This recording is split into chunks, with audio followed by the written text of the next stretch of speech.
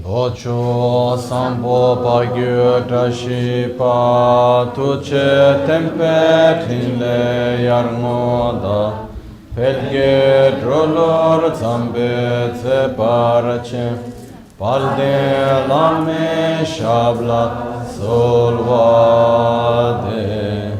Omo a guru vajra dara sumati monisha sane karma Uta vardanya shri varsa manya sarva siddhi hum Oma guru vajrada sumati monisha sane karma Uta vardanya shri varsa manya sarva siddhi hum Oma Guru Vajradhara Sumati Munisha Sane Karma Uta Vardanya Shri Bhadra Varsa Manya Sarva Siddhi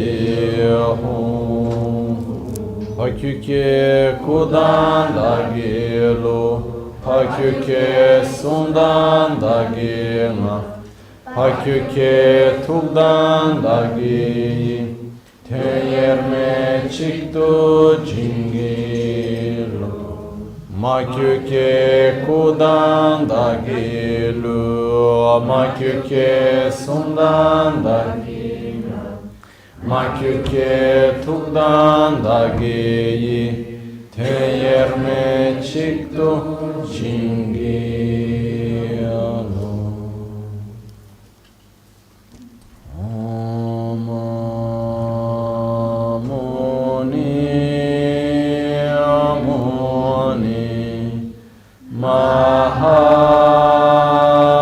Mahamuni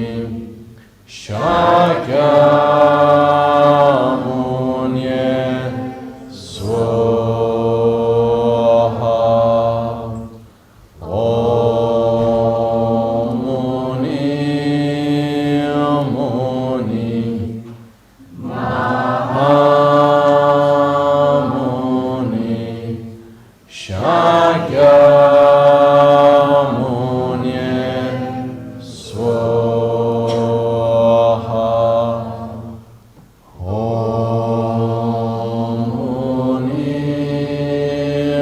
Muni Mahamuni Shakyamuni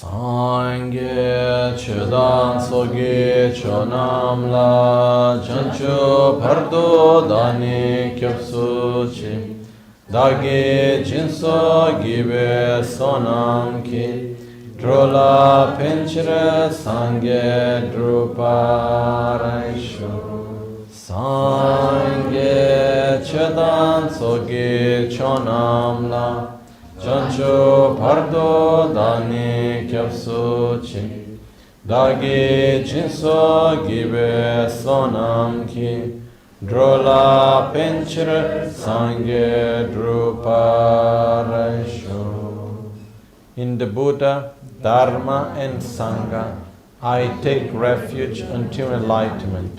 Through the practice of generosity and the other perfections, may I attain Buddhahood for the benefit of all sentient beings.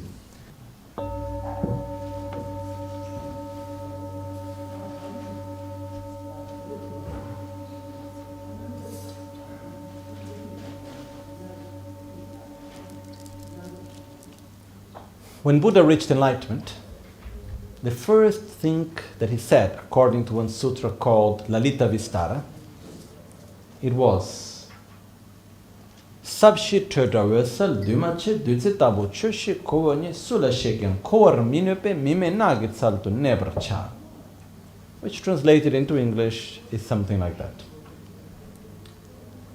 Profound and peaceful, free of elaborations, as clear light and non-composed. Such a nectar I have found. To whoever I explain will not understand. So I stay by myself in the forest where there is no one. Then 49 days after, Buddha was requested to give teachings, and then he went to Varanasi to give the first teachings.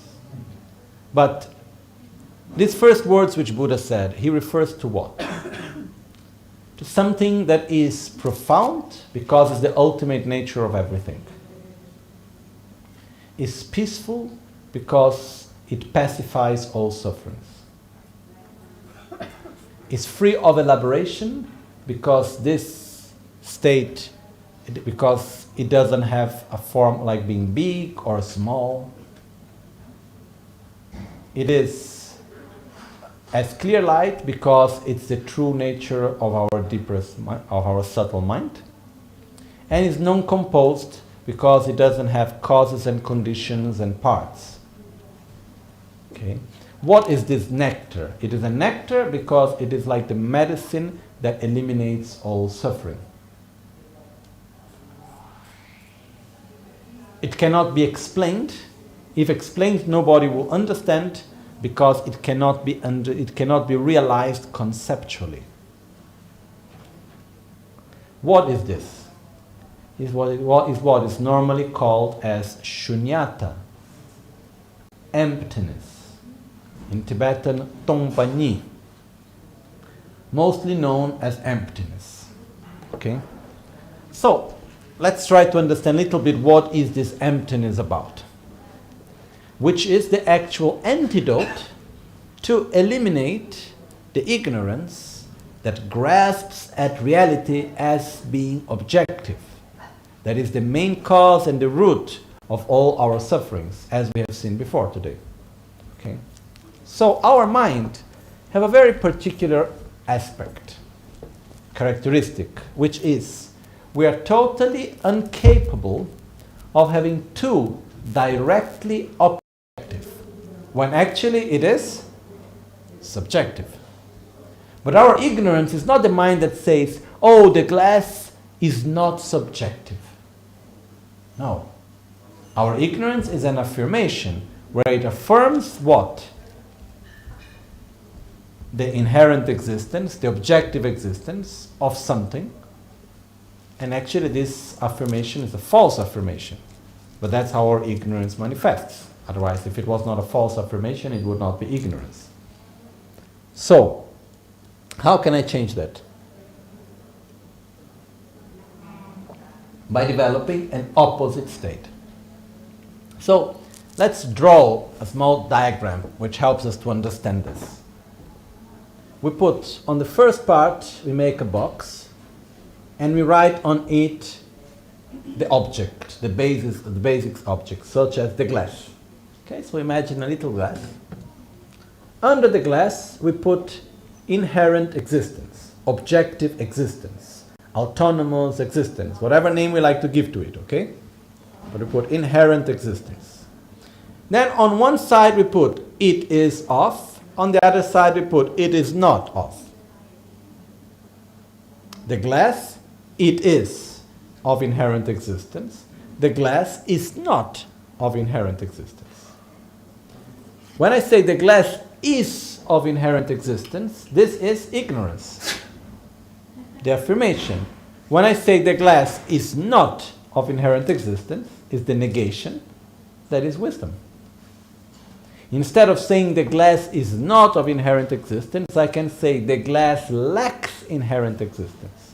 I can say the glass is empty of inherent existence. Okay? So basically, between wisdom and ignorance, the only difference is a small word. Is or is not. Is it clear? Because basically ignorance, what is ignorance doing? It's affirming something that doesn't exist. What is wisdom doing? Is negating such affirmation. So, one very important thing to understand also with that is that whenever we talk about emptiness, many of us have already listened to the words which say all phenomena are empty. Everything is of the nature of emptiness. And sometimes people take an understanding from this as to say nothing exists. But let's make things more clear. First of all, when I say that something is empty, first of all, it can only be empty if it exists. The glass cannot be empty if the glass doesn't exist. So when I say that something is empty, first of all, I'm saying that this object exists. All right? Second, if it is empty, it must be empty of something. Just to say it's empty doesn't mean anything. If I ask you, is this glass empty or not? What do you think?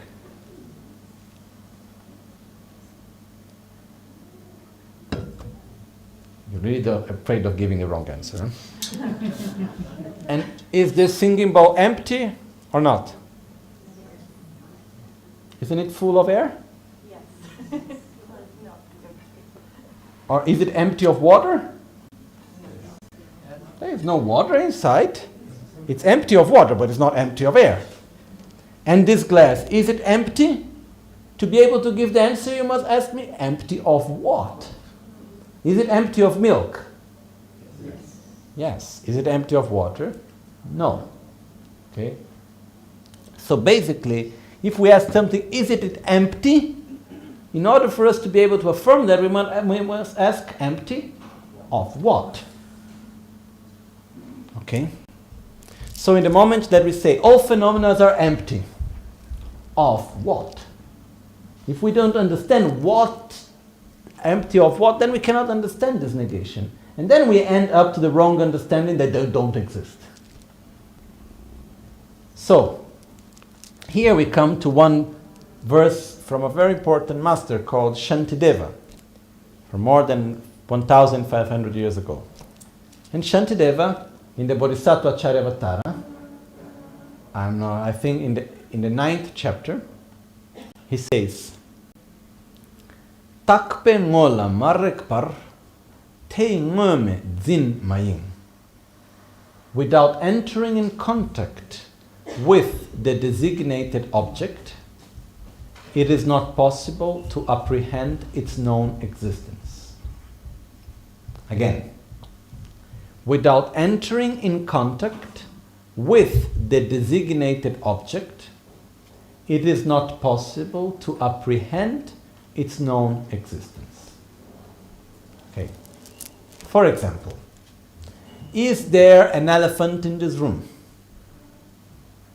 I'm not asking the representation of an elephant. I'm asking an elephant, the actual animal. Is there an elephant here? No. Sure not? Yeah. Why can we say that there is no elephant here? Because we don't see.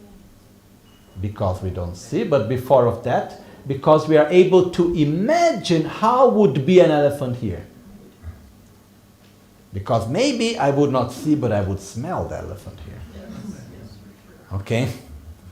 So the point is that the only reason why I can negate the existence of an elephant here is because I can imagine what would be the affirmation. I can apprehend the object of negation. So without entering in contact with the designated object, what is the designated object here? The elephant in the room. So without being able to imagine it, to generate the mental image of what would be an elephant in the room, I am not able to negate it. So without entering in contact with the designated object, it's not possible to apprehend its known existence. I can only apprehend the known existence of an elephant here when I'm able to imagine how it would be if an elephant was here. Okay? So, whenever there is a negation of something, what is the fundamental point to understand such negation? Understand, first of all, the object of negation. If we don't understand clearly the object of negation, we will never ever understand the negation. Same thing is when an affirmation, actually. The only way to understand an affirmation is first understanding the object of affirmation. Okay? So, just as I said before, if I ask, is there Dharmakaya here? No. It depends what we understand for Dharmakaya. It's the very subtle mind of a Buddha. I believe yes, but then that's another story. Okay? But the point is that we cannot comprehend an affirmation without understanding the object of affirmation. We cannot comprehend a negation without understanding the object of negation. So we go back to our diagram. The glass, inherent existence, it is empty of, or it is not. So what do we need first to understand here? To understand both the affirmation and the negation? What is the object in between? Inherent existence. If I don't understand what I mean by inherent existence, I can never understand what I mean by being empty of inherent existence or being of inherent existence. And the very key point here is that the object of negation that we are talking about is the object of negation of ignorance, but not, the object of negation of wisdom is the object of affirmation of ignorance. Okay? And the point here is that it's not just general ignorance that we are talking about. It's our own ignorance. And that's fundamentally important for us to get. Otherwise, we can pass years and years and years negating inherent existence and saying that all phenomena lack inherent existence because everything is interdependent, and we can learn all the reasoning and we can go through it again and again and again, saying that everything lacks inherent existence because everything is of the nature of emptiness and shunyata, because everything is interdependent. But I do it just as if I was watching a movie, outside of me. I need to remember that the object of negation is not inherent existence, generally speaking. It's the inherent existence as I see it, through my own ignorance. When I look at the glass, and I see, and the glass appears to me as being of inherent existence, that's the object of negation. So the only way to develop wisdom in this case is first by seeing one's own ignorance. Okay? First I must see the target. Then I can find the right way how to get on it.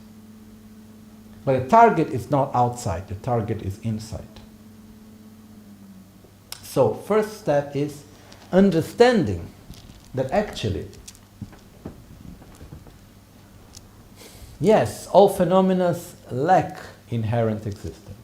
But first thing, I must see this inherent existence. I must be able to touch it. I must be able to see and recognize that in other words, first step is to see my own ignorance as ignorance. Then I can do something about it. But first I must recognize it as ignorance.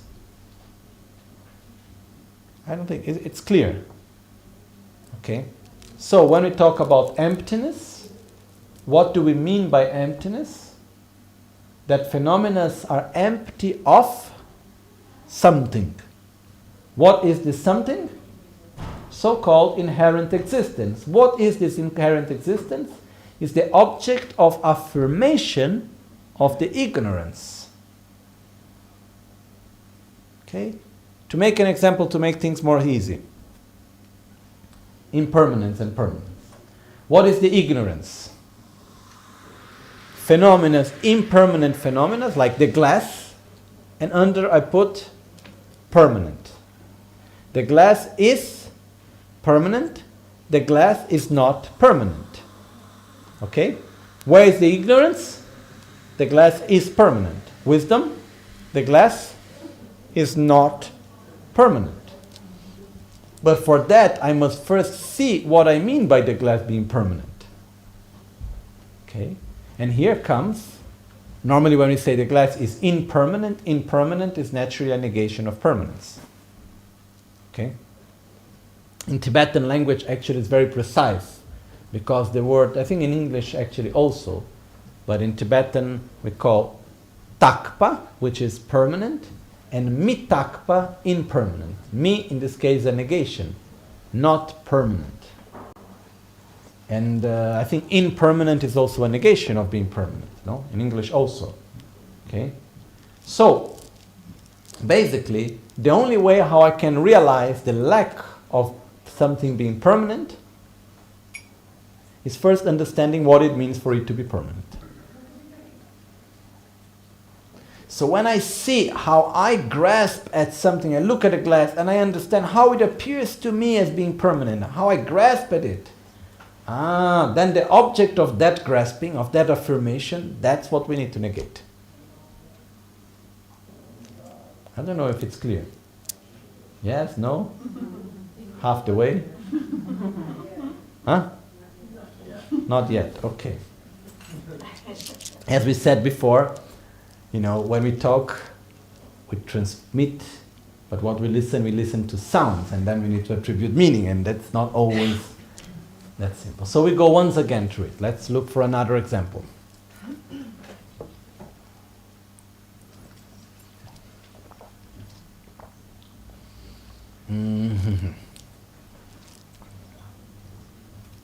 Okay, we go back to what we have talked before.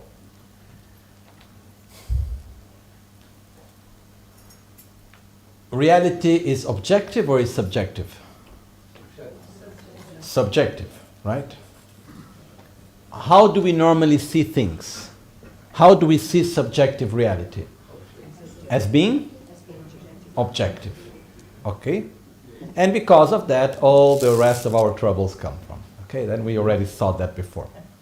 Now, if we go to look where is the problem coming from, it's not coming from seeing the subjective reality as not being subjective. We don't even think about that. It's not that we look at a glass and we say, look at a glass, it is not subjective. We just look at it and it appears as being objective and we grasp at it in that way. Okay? So how do I take away the thought that the glass is objective? By negating it. Okay? So where is the ignorance? Is the affirmation that the glass is of objective reality. What is the wisdom? The glass is not of, because the glass being subjective, it's correct, it's also wisdom, but it's not directly opposite to the glass being objective. Because being subjective, being objective, now it's not the precise word, but being interdependent and not being of inherent existence is not directly opposite. Okay? Being interdependent, which is how things exist, okay, and not being of inherent existence are both correct, but they are not directly, contradictory. Again, being interdependent and being of inherent existence, okay, they are contradictory, but they are not directly opposite to each other. Okay? I can easily see where a cloud has no inherent existence, having problems with the glass. As being empty of mouth or empty of this or empty. No, but glass being empty of inherent existence, what it means? It means there's no existence in and of itself. Which means that the glass exists only in dependence with the observer as a glass. Yes. Okay? So, it means that it doesn't exist by itself alone. It exists in dependence of the observer. That's what we said before today. External existence exists in dependence of internal existence. It's like the here and there. Vice versa. Okay? So, the wisdom that we must develop to eliminate our ignorance is the wisdom that realizes that whatever object lacks such inherent existence. This inherent existence is the same that our ignorance is affirming. Okay, so that's why we put in the diagram the glass, inherent existence, it is ignorance, it is not wisdom. So that's where the main difference is coming from. Basically, if I understand, if I see that a glass is interdependent, that it depends on cause and conditions, it depends on the observer and so on, all this will bring me to the conclusion that the glass is not of inherent existence. But it's not a direct opposite mode of apprehension. Okay? It's like if I put the glass is of inherent existence, and on the other side I put the glass is interdependent, they are not directly opposite, even though they are contradictory. Because anything that is interdependent cannot be of inherent existence. Make another example.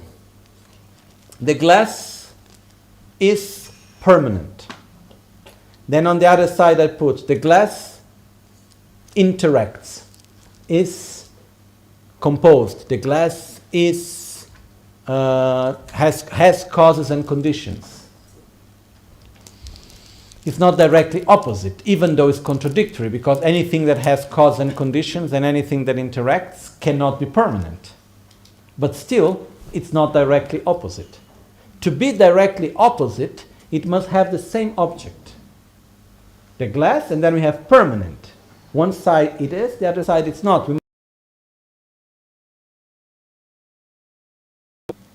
Okay?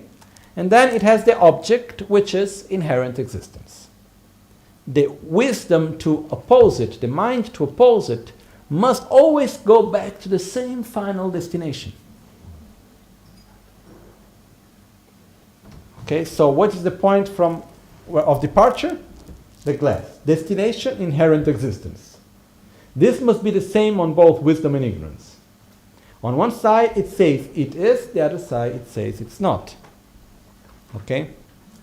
So, because of that we put so much emphasis into emptiness, into saying that everything is of the nature of emptiness, and so on. But this doesn't mean at all that nothing exists.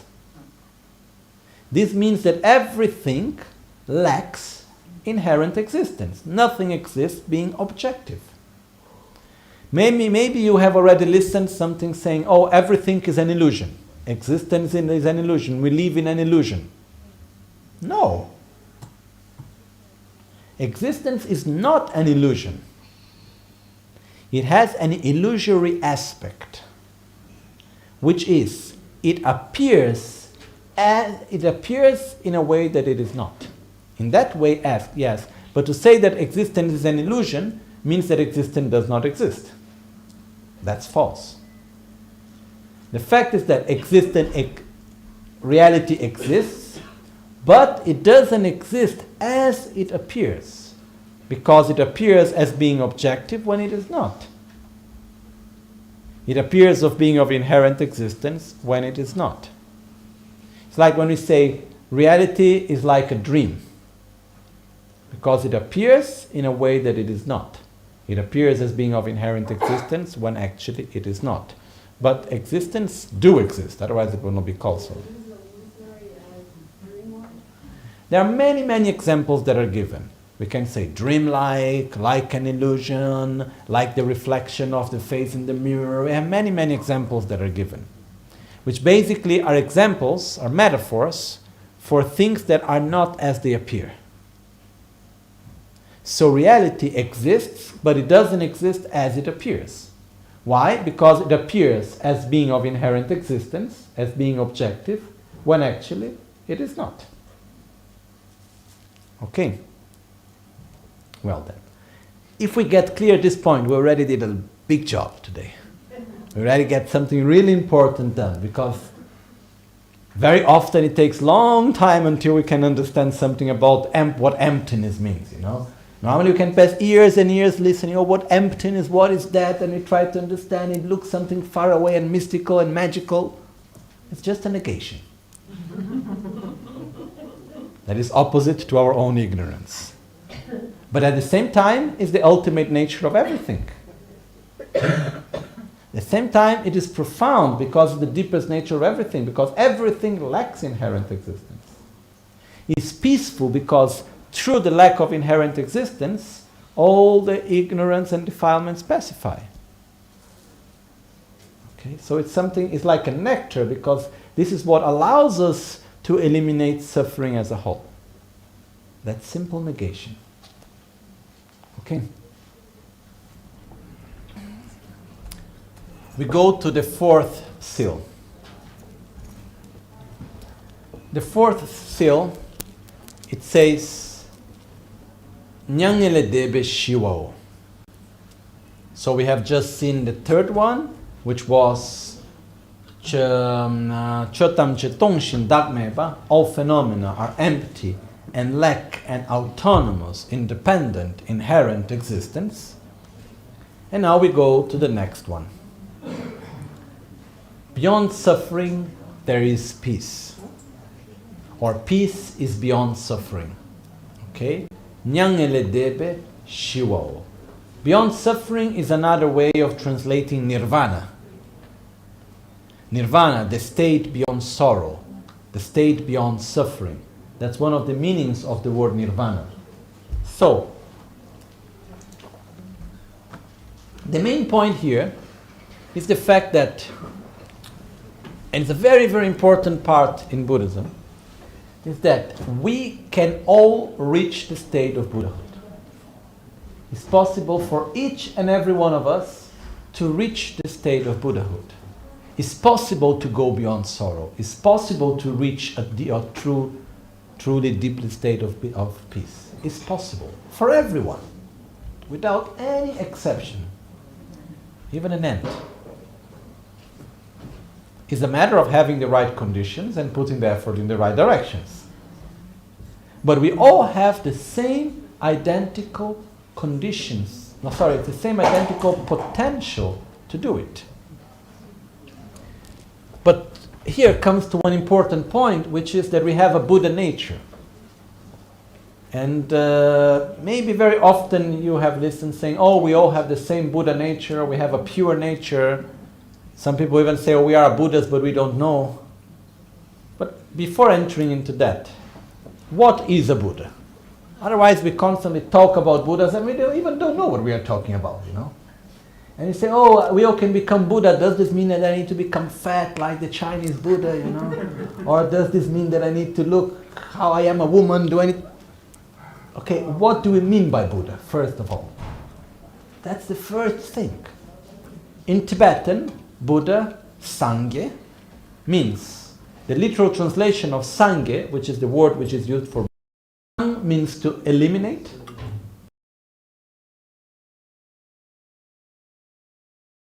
Eliminate, develop. Because that's the literal meaning of Sangye. Sang means to eliminate, Ge means to develop. Eliminate what? A Buddha is the one that have eliminated the two obscurations, which are called Jibni in Tibetan, the obscuration of defilements, Nyöntrip, and the obscuration to omniscience, or the obscuration to knowledge, Shetrip in Tibetan. So, what are these two obscurations? Let's try to understand them. The obscuration of defilements is basically ignorance and all the other defilements that come with it. Anger, jealousy, pride, miserliness, and so on. Okay? These are all part of the obscuration of defilements, which basically is ignorance and everything that comes after it. Then we have the obscuration of to omniscience, Shetrip, or the obscuration to knowledge. There are different ways of translating it, which basically is the obscuration, which basically is the imprints of ignorance. Okay? What are the imprints of ignorance? Again, Ignorance is the grasping at inherent existence. And the imprints of ignorance is the appearance of inherent existence. As we saw before, how does our ignorance works? I see the glass. The glass appears to me as if it was objective, autonomously existing, inherently existent. And what I do, I believe in it. I grasp at it as being of inherent existence. So ignorance is the grasping at inherent existence. And the imprints of ignorance is the appearance of inherent existence that comes before. Okay? So, if we make the connection directly, the grasping at inherent existence is the obstruction of defilements, and the appearance of inherent existence is the obstruction to omniscience. Okay? In other words, if we eliminate the obstruction of defilements, if we eliminate the grasping at inherent existence, if we eliminate ignorance, we go out of the cycle of suffering. But we are not yet a Buddha. We can only become a Buddha when we eliminate the imprints of ignorance, which are the appearance of inherent existence. Okay? And at the same time, we need to develop our qualities, which in essence is wisdom and love. When we develop wisdom and love at its maximum potential, and all the other qualities such as generosity, morality, patience, and so on, but they all, in essence, we can condense it within love, compassion as one, and wisdom as the other. Once we develop both completely, at the maximum potential, we become a Buddha. So we all have the same potential to become a Buddha. Why? Because we have a pure nature. What do we mean by having a pure nature? First of all, let's try to understand better the word pure. For example, there is this mantra which says, Om Swabhava Shuddha Sarva Dharma Swabhava Shuddha Ham. All phenomena are of a clean nature, pure nature. I am of a pure nature. I am of a clean nature. So normally, when we say that something is clean, that something is pure, what does it mean? That it's free of some sort of impurity. Okay? It's free from some sort of dirt. That's why it's clean. It depends what we see as dirt to define if it's clean or not. It can be clean for one and it cannot be clean for another. It depends what we recognize as dirt. No? It's like when I was in India, and sometimes I landed the fridge to the house. I had one of the very few fridges in the monastery, and sometimes they asked to put meat or other things inside. And I said, okay. I said, as long as you clean it after. And then when it was finished, they would take the same piece of cloth that they used for the floor and they would go around like this inside, you know. And it was stinking and dirty. And then I would go, but did you clean? Ah, yes, I cleaned. It's clean. Okay, for them it's clean. For me it's not. Why? Because we have a different idea of what is dirt. Okay. So basically, when we say that something is clean, it means that it's free from dirt. So when we say that something is pure, it's free from impurity. Okay? So when we say that I am pure, it means that I am free from impurity. What is the impurity that I am free from? Inherent existence. I am of a pure nature. What is my pure nature? The fact that I am free of inherent existence. What is the nature of a Buddha? He's free of inherent existence. Buddha is not of inherent existence. And so am I. The glass is also free of inherent existence. Okay? So basically, this is a very, very important point that very often is wrongly understood.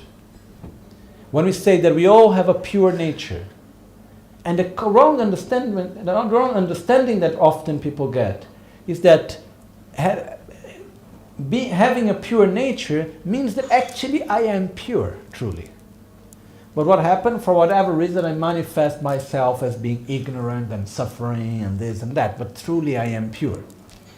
Or, one day I was pure, then suddenly something happened and I became impure, if my nature is to be pure. You know? And then we think, oh, we have all a pure nature, then there comes the question, but what happened for me to become impure? Whose mistake it was? Was it my mistake? Then how could I really be truly pure if I did a mistake? And if it was someone else's mistake, someone else's fault that I became impure, then it's even worse. Because this means I depend on someone else to become pure again. So the question is, can we point a moment in which we were not ignorant, in which we were free from defilements and the imprints of these defilements? No. Since begin last time, we have been ignorant.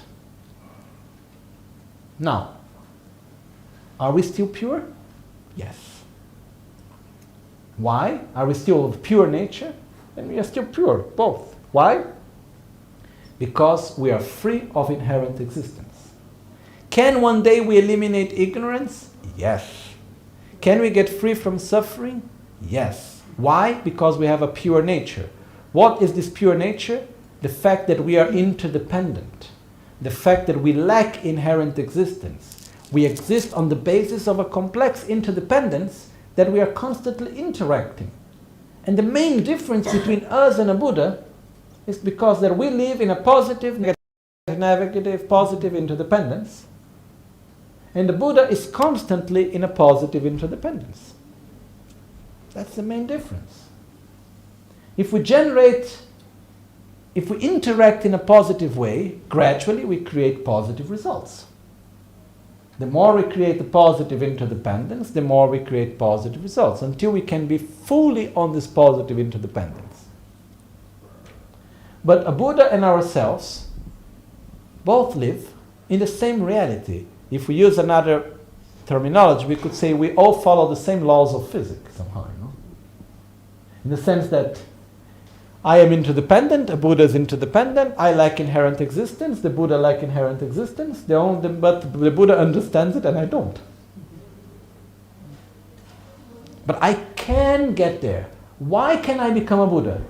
Because I am interdependent, because I lack inherent existence. That's why I can become a Buddha.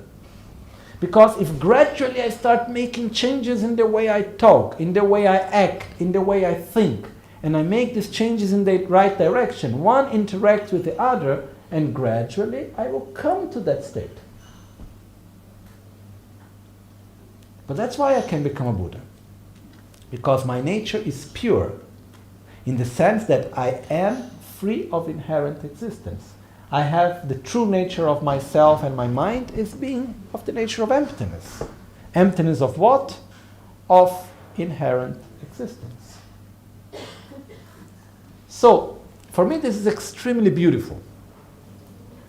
It's extremely powerful. Because when we get the idea, oh, we are of a pure nature in the sense that we are all pure and for whatever reason we became impure, that's not working in my mind. Because we lose completely our own freedom. Because how can I become pure if it doesn't depend on me? What happens? It doesn't work. But in the moment that I am interdependent, which means every action I do interacts with the rest and gradually one can bring to the other, this means I can change myself. Can I develop wisdom and eliminate ignorance gradually? Yes. That's why I can become a Buddha myself. Okay. So from this there are a few things that I like to explain, which may not be so easy to understand, but for some it may be very useful, for some it may not be so useful, but still I like to explain them.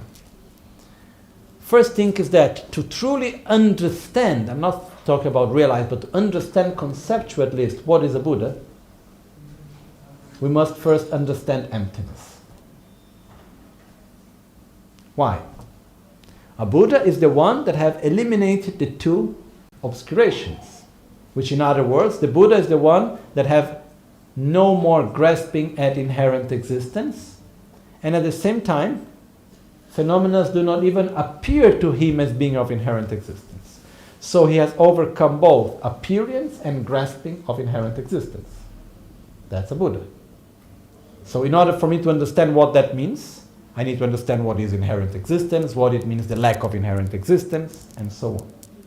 Okay? Can I do the same?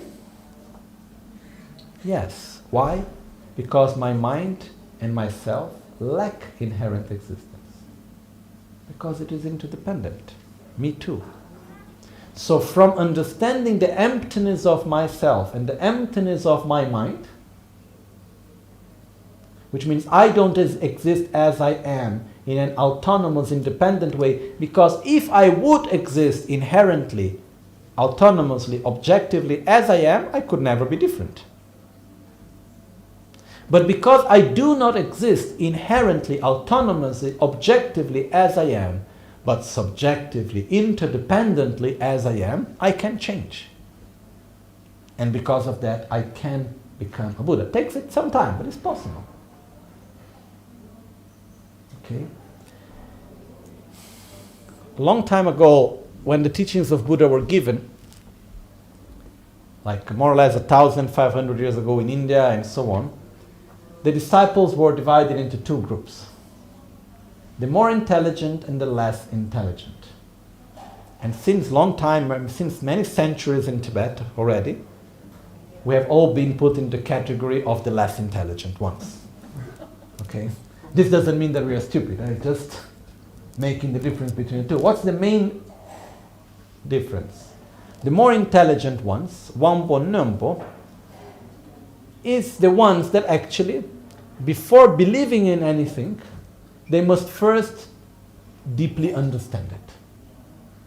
So they will never take refuge in Buddha before first understanding what is a Buddha and understanding one's own potential of enlightenment. Then they will take refuge. The less, and for that, the teachings that are given for the more intelligent disciples, first they teach emptiness, then after they go to explain refuge and to explain compassion and all the rest. Because how can I wish to be a Buddha if I don't know what is a Buddha?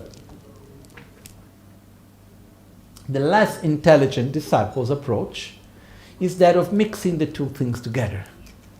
Okay, so first I say, oh yes, the Buddha is supreme, is incredible, is wonderful, and so on. We must all reach that state and create a deep connection with a guru. He's explaining things to us, we believe, we feel touched, and finally there we are taking refuge in the Buddha that we really don't understand so much what it is, but we like it.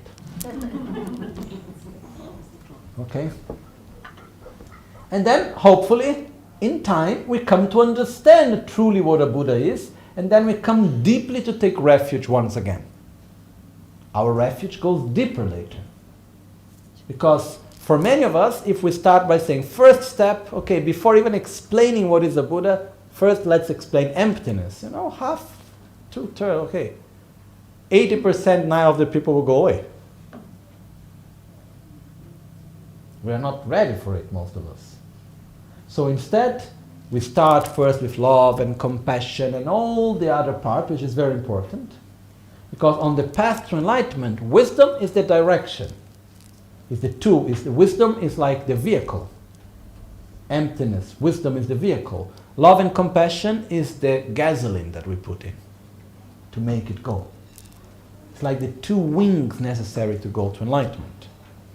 But the fourth seal, beyond suffering, beyond sorrow, there is peace, is the fact that we can all reach enlightenment because our nature is pure. And our pure nature, ultimately, is the lack of inherent existence of ourselves. That's what we mean by having a pure nature. Okay? So if we ask, is our nature pure? Yes. Are we pure? Yes. What do we mean by that? That we are not ignorant, suffering beings by its own self in an inherent way. Because if it was, then we would always be the same. But because, yes, we are ignorant, we are suffering, we have anger, we have jealousy, but in an interdependent way. And because of that, we can change it. So how is the process to make that change? How is the process to become a Buddha? I will explain it briefly, okay, without entering into many details, but making it very brief, which is like the road map to enlightenment. It's divided into what are called the 5 paths and the 10 bhumis, the 10 stages. The 5 paths are the path of accumulation, tsoklam, the path of preparation, jorlam, the path of seeing, tonglam, the path of meditation, gomlam, and the path of no more seeing, of no more learning, miloblam. Okay? How does the whole process happen? We just make an outline now, like a very gross, not without going into details of this roadmap to enlightenment.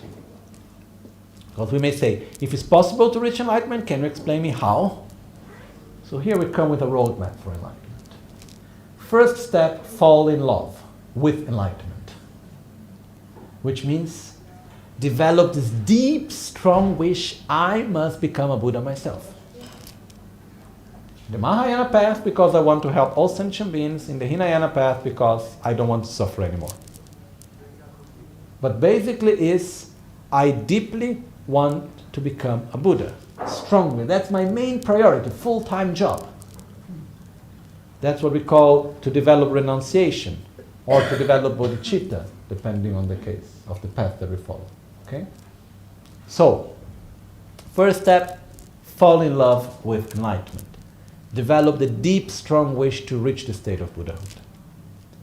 Then we enter into the path of accumulation. Second step, we need to develop the 3 wisdoms regarding emptiness. The 3 wisdoms regarding emptiness are called the wisdom of listening, the wisdom of comprehending, and the wisdom of meditating in relation to emptiness. There is that in relation to many other things, but in this case, in relation to emptiness. So first of all, what does it mean to develop the wisdom of listening about emptiness? Is when we have heard enough about what is inherent existence, our ignorance is the mind that grasps at inherent existence, but actually it is not like that because everything is interdependent, because external reality depends on the internal reality, nothing exists objectively because it depends on the imputation of the name, the value that we attribute, and so on. Okay?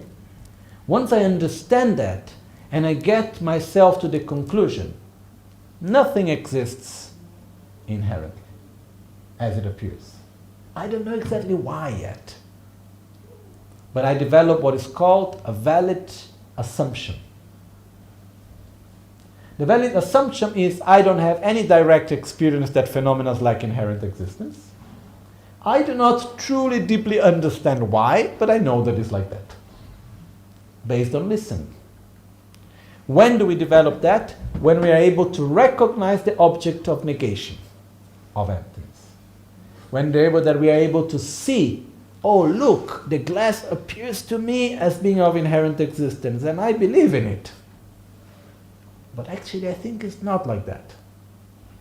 That's when we have developed the wisdom of listening. Okay, so when we recognize, when we are able to imagine what is inherent existence, and to say actually it doesn't exist, but that's how it appears to me. That's when we actually develop the wisdom of listening. Second step, wisdom of comprehending, is when we develop what is called a valid inferential cognition. A valid inferential cognition is a perception based on logic, is a conceptual understanding based on logic, and based on a correct logic. So in which I say, okay, the glass or any other phenomena lacks inherent existence, is empty of inherent existence. Why? Because it's interdependent, and it makes sense to me, and I understand it deeply. In other words, it is when the fact that phenomena lack inherent existence is not anymore something that someone has said and I believe. It's something that I have my own deep understanding and my own certainty about it. When I reach that, I reach the wisdom of comprehension. The next step, the wisdom of meditation. Once I have reached that, and then I go and I start meditating single-pointedly by first entering into an analytical meditation about emptiness. So first I observe the glass, I see how the glass appears to my mind as being of inherent existence. Then I see the mind that goes to grasp at it as being of inherent existence. Then I negate it through analysis. Okay? I'm going to say, no, the glass is not of inherent existence. Why? Because it's interdependent. It depends on cause and conditions. It depends on its own parts. It depends on the value that I attribute to it, the name that I give to it. The glass is nothing more, nothing less than a name based on a unity of parts. Okay? When I get to the conclusion it lacks inherent existence, then we stay single-pointed, concentrated on the single fact of being empty of inherent existence, on the negation itself. Okay? There is no more even the perception of the glass. There is just, it lacks inherent existence. And we stay in the lack of inherent existence single-pointedly. When we are able to do that, and without mental agitation, and without mental dullness, and the fact of being in the single-pointed state of meditation on the lack of inherent existence, bring us a state of peace and well-being to the body and the mind, we have reached what is called shamatha, or calm abiding. Okay, shine in Tibetan. When we reach that state, we have developed the so-called wisdom of meditation regarding emptiness. The next step is we should develop what is called vipassana, or profound view, which is, while being in single-pointed concentration on the lack of inherent existence, one small part of the mind comes out and starts analyzing how come it is empty of inherent existence. In the beginning it's difficult. When out of this analysis, without losing the single-pointed concentration, without a mental agitation or mental dullness, when through this analysis together it brings a state of well-being to the body and the mind, and one is able to stay into this state without any rough effort, the practitioner have reached the state called the vipassana, or the profound view of emptiness, and have entered what is called the path of preparation. We know that the practitioner have entered the path of preparation when he developed the profound view or vipassana on emptiness, what we have just explained. After that, he is still a conceptual understanding of emptiness. He is still meditating on his own mental image of emptiness. Then, by staying in that meditation for a long and long time, again and again, again and again, there is a moment in which the perception of emptiness becomes not anymore conceptual, but it becomes a direct, valid cognition. Which means it is non-conceptual experience of the lack of inherent existence. Once the practitioner is able to have this direct, non-conceptual experience of the lack of inherent existence, this perception, he have entered into what is called the path of seeing. And by that he has eliminated his own ignorance and has got out of the cycle of samsara. Still have a long path to go to reach enlightenment, but at least there is no more suffering. Because there is no more ignorance, because there is no more grasping at inherent existence, because there has been a direct, conceptual experience of the lack of inherent existence. So when the practitioner comes out of this meditative state, he is in this, what we call, is in the subsequent state of the path of seeing. And when he enters into that moment, everything that he sees and perceives still appears as being of inherent existence. But he knows that it is not. Not conceptually, experimentally. He knows it by his own experience. Then, when he enters next time into meditation, he is in what is called the path of meditation. And by that, staying in meditation on that for many times, gradually he is able to eliminate the imprints of ignorance, until a moment in which he has such an experience that there is not even anymore the appearance of inherent existence. And that's when he reached the so-called path of no more learning, or the state of Buddhahood. Okay? Now I have oversimplified it, but normally we study this for years. There is a very detailed roadmap of every part of it we call salam in Tibetan. Normally we studied it more or less for 1 year. That's what I have studied. And then we have the very detailed part of each one of this, what's the meaning, how it is not, and so on. But as we go in the fourth seal, which says, which means it's possible to reach enlightenment for each one of us, there is a pathway for that. There is a roadmap for that. And where do we start? By wishing to reach enlightenment and by understanding what is inherent existence. By understanding emptiness, and that's what we are doing. So the fact that we are passing these 2 days together, understanding what is emptiness, understanding where is our defilements and our suffering coming from, and so on, this means we are on the path. Okay? Not from a, just conceptual point of view, from a very practical point of view. We are on the path. Because in the moment that I start to familiarize myself with the lack of inherent existence, to understand where is my ignorance coming from, what is ignorance, what is wisdom, where is my suffering coming from, how are the defilements working, and so on, I am already into the path. Okay? So, with this we conclude the fourth seal, that we all can become a Buddha. Why? Because our mind is pure, because we are pure in the sense that we lack inherent existence. And if we generate a correct attitude of mind, of speech, of body, gradually we enter into positive interdependence, and we can gradually understand emptiness, meditate on it, experience it. And by that we overcome our own ignorance, and by that we overcome our selfishness and all the other defilements that come with it. Because what happens is the following. I can practice patience as an antidote for anger. Okay? And I can learn and I can reflect that anger is bad for me, and I can go on, and I can practice patience, and I can really be able not to get angry, but to hold my anger and to pacify my anger. But the moment I stop putting the effort to pacify the anger, and I am in front of an object of anger again, what's the tendency? Anger will manifest. The only way to eliminate truly deeply anger is by realizing that the object of anger doesn't exist as an object of anger by its own characteristics. It's empty of inherent existence. So emptiness is the key to eliminate anger, jealousy, pride, miserliness, and all the other defilements. In the meantime, we need to deal with them.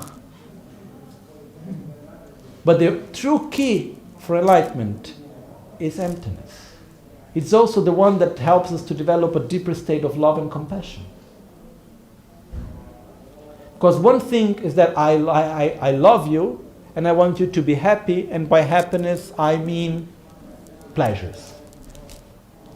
The other thing is I understand that the true state of well-being comes from realizing the true nature of reality. And I want that for you. I love you in a deeper level.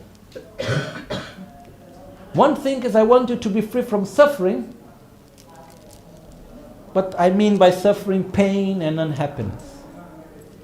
Another thing is I wish you to be free from suffering, and for suffering I recognize being in the state of ignorance and being in the state of the imprints of ignorance, which is called in Tibetan mimik peninche, the compassion without object. When I have compassion in the sense that I wish you to be free from ignorance and the imprints of ignorance. That's the deeper state of compassion. As a conclusion, how do I know if I am going or not in the right direction regarding emptiness and regarding the path to enlightenment? Into this. If the more I meditate on emptiness, the more I reflect on the true nature of reality, the more I disconnect from reality and from myself, and I don't care anymore about things because I don't feel anymore that there is a law of cause and effect because everything is empty, and I disconnect from others, it means that I'm going in the wrong direction. Okay? The more I meditate on emptiness, and the more I see the power of interdependence, and the more I understand the law of karma, the more I understand the power of every action and every choice, and the more I open my heart with love and compassion, it means I am going in the right direction. Okay? Because the first one which I taught means we go into a nihilistic view. And that's very dangerous. It have happened many times in the history of Buddhism. We need to be careful from it. We need to protect ourselves from such views. And so this is the 4 seals. Everything, all composed phenomena are impermanent. Everything that is impure is of the nature of suffering. All phenomena are empty and lack an autonomous existence. Beyond suffering, there is peace. To have these 4 views in our life, it means to have the worldview of a Buddha. So, what do we do, supposedly, as a Buddhist? We put an effort to develop these 4 views. To see impermanent phenomena as impermanent. To recognize that our mind and our inner state of emotions is not the result of the world around us, but is the other way around. The way how we see the world is the result of how we are. To see that we live in an interdependent reality where reality appears to us as if it was objective, autonomous, inherently existent, but actually it is not, because everything is interdependent, and I cannot perceive the world independently of my own self. External reality and internal reality are codependent, in the sense that one depends on the other. They are interdependent. And beyond sorrow there is peace. I have the potential to become a Buddha myself. Why? Because I myself lack inherent existence. I am of the nature of emptiness. I am interdependent. And because of that, I can become a Buddha myself. By following the correct path. Okay. So, these 4 points that we have seen are very important as the basis of Buddhist philosophy. So I request you to listen to it again and again, to reflect upon it again and again, and to gradually do the best on your abilities to put it into practice. That's all I ask. Okay? So we can have some understanding of what are the fundamentals of Buddhist philosophy, and we can gradually apply it to our life to make a change of our own worldview. All right. So this is all for today. I would like to say thank you to everyone for your patience, for your kindness of being present here, as we say, with an open mind, with an attentive mind and an open heart. Okay? And then that's all. So we go for the final dedications. Omo Swabhava Vishyate Dharmate Benza Siddhi Ho Namo Sarva Tata Gata Bhaya Vishwa Mukhe Sarvate Kam Ev Gate Parana He Man Kankanam Kam Swaha Omo Amrite Humpe Om Akaro Mukha Sarva Dharma Madhye Nubena Tute Namo Sarva Tata Gata Avalokite Om Sambara Ruru Purut Sarva Tishta Siddha Lotsa Sarva Arta Sadana Yesoha Dagi Sambe Tobdani Teshin Shebe Chindobda Choge yinge tanam ki tanda kanda sambadu. Teda tamche chiri. Topa me para chungyurchi. By the power of my thoughts, by the power of the blessings of all the Tathagatas, and by the power of the sphere of reality, may any purpose we desire be realized without obstructions. Jetsun lame kutse rapten chi namkar tille chochur gepada losan tempe drome sasungi drove munsel taktu ne gyurchi nimo dele tsendele nime kuyan dele shin nize taktu dele Concho sumke jingiro, concho sumke madruso, concho sumke tashisho. At dawn or dusk, at night or midday, may the three jewels grant us their blessings. May they help us to achieve all realizations and sprinkle the path of our lives with various signs of auspiciousness. Repeat after me. Sem Chosudro Che Lam Tudro Lam La Parche Miyong Arshon. May the mind become the Dharma. May the Dharma become the path. May the path be free from interferences.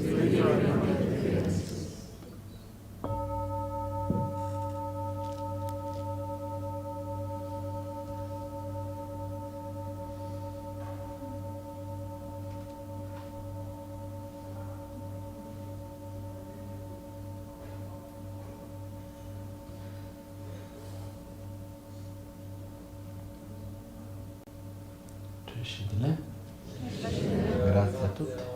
Grazie.